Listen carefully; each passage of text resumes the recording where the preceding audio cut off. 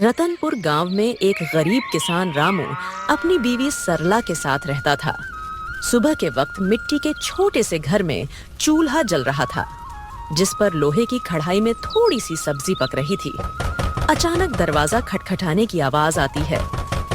अरे इतनी सुबह सुबह कौन इतने जोर जोर से दरवाजा पीट रहा है?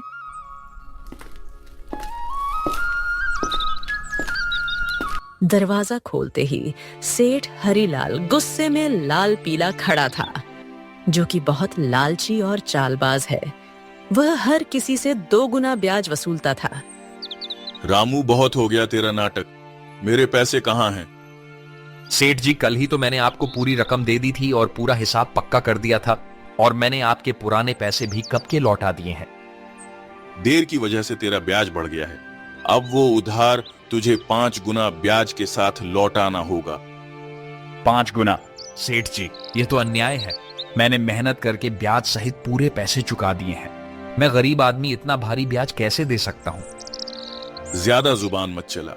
अगर पैसा नहीं दिया ना तो तेरे घर का ताला तोड़कर बर्तन कपड़ा सब उठा ले जाऊंगा। तेरी बैलगाड़ी भी बेच दूंगा। सेठ जी, गरीब का खून चूसकर आपको क्या मिलेगा? हमारे साथ ऐसा मत करिए। इतना ज्यादा ब्याज मैं नहीं दे पाऊंगा। पैसे तो तुझे देने ही पड़ेंगे। देख लूंगा मैं तुझे। याद रखना रामू, हरीलाल से पंगा लेना आसान नहीं है। सेठ रामू को धमकाते हुए चला जाता है, लेकिन जाते जाते अपने नौकर को कहता है,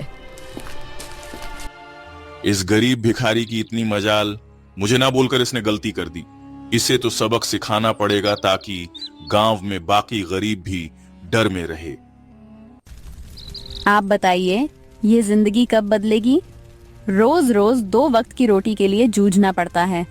कभी मन करता है घर की टूटी छत ठीक करवा दूं, तो कभी सोचती हूँ कि हमारे पास भी अच्छे कपड़े हों, लेकिन लगता है किस्मत ने हमें बस तंगी ही दी है।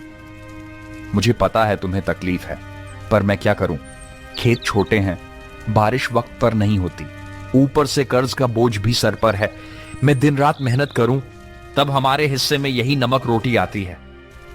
मेहनत? हाँ, मेहनत तो आप करते हैं, लेकिन भगवान हमारी सुनता ही कहाँ है। लगता है जैसे भाग्य ने हमें इस गरीबी में ही सड़ने के लिए भेजा है। सरला ने आह भरी, पर चुपचाप सब्जी पकाने लगी। कमरे में सन्नाटा था। रामू ने मन ही मन ठान लिया, आज खेत में चाहे जान निकल जाए, पर घर लौटकर कुछ ऐसा लाऊंगा जिससे सरला के चेहरे पर मुस्कान आ जाए। रामू को नहीं पता था कि आज का दिन उसकी जिंदगी की सबसे बड़ी कहानी की शुरुआत करने वाला है। सुबह के वक्त रामू खेत जाने के लिए घर से निकल रहा है।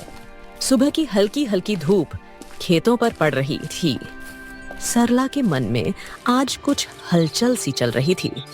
रामू रोज गांव के बीच से होकर जाने वाला रास्ता मंदिर के पास से गुजरता था।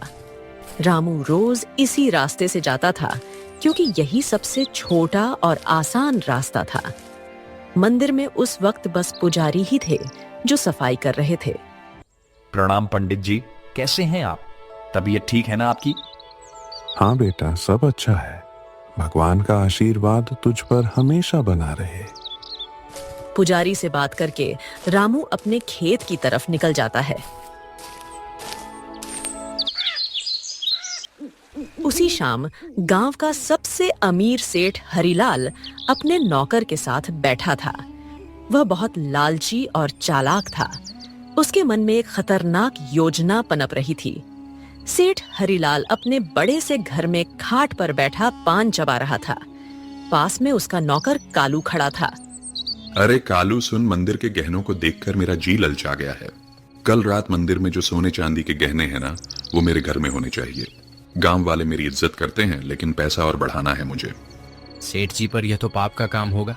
भगवान के घर से गहने चुराना अच्छा नहीं लगेगा। अरे मूर्ख, भगवान को क्या जरूरत है गहनों की? उनका क्या होगा इनसे? असली भगवान तो पैसा है, और पैसा इंसान के हाथ में अच्छा लगता है। पर गांव वाले अगर उनको पता चल गया तो? बस यही तो मजा है। चोरी हम करेंगे और इल्जाम किसी और पर लगेगा। पता है किस पर? उस गरीब रामू पर। आज उसकी और उसकी बीवी की जुबान बहुत ज्यादा ही चल रही थी। रामू, वो तो रोज मंदिर के पास से ही अपने खेत के लिए जाता है ना? हाँ, हम इसी बात का फायदा उठाएंगे। सबको लगेगा कि उसी ने चोरी की, गांव वाले पहले ही उसे तिरछी नजरों से देखते हैं। बस आज रात ही हम अपना काम कर देंगे और सुबह हंगामा हो जाएगा। तू बस ये याद रख, कोई गलती नहीं होनी चाहिए।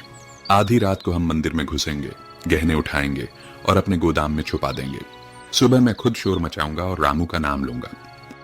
कालू डरते डरते सिर हिलाता है और अपने सेठ की बात मान लेता है।